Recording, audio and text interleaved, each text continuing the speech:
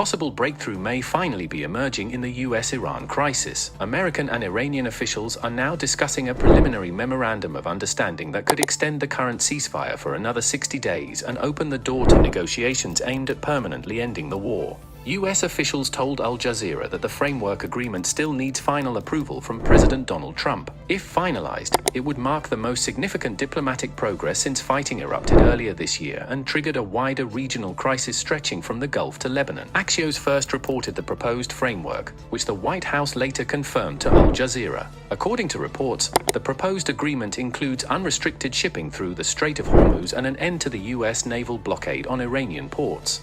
The strait has become one of the biggest flashpoints in the conflict, with Iran insisting the waterway should be jointly managed with Oman, while Washington rejects any form of Iranian control or transit fees. Free transit, navigation of the seas has to be free and open as it was before. So he's not going to take a bad deal. He's going to make a great deal for the American people. Just hours before reports of the draft agreement surfaced, U.S. Treasury Secretary Scott Bessent had warned Oman against helping Iran impose tolls on ships passing through the strait. But despite signs of movement, Bessent later cautioned that no final agreement exists yet and stressed that any deal would depend on Trump's approval. Again, I think the president wanted to punctuate freedom of navigation in the strait. I had a call with the Omani ambassador this morning, and he assured me that there were no plans for tolling the strait.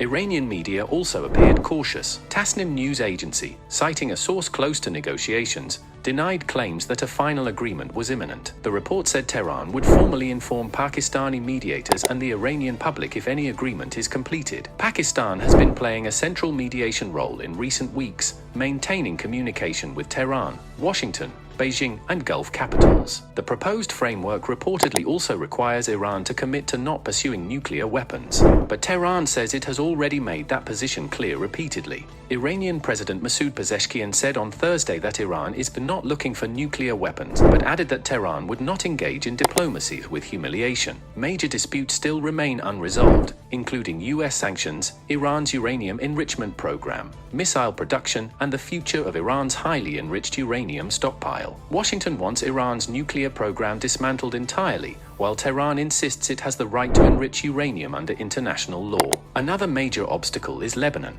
Israel has intensified attacks across southern Lebanon and carried out another strike on Beirut this week despite the April ceasefire.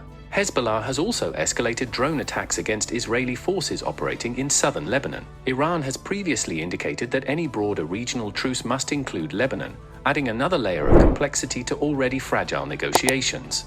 For now, diplomacy appears to be moving again, but officials on all sides are warning that deep disagreements still remain.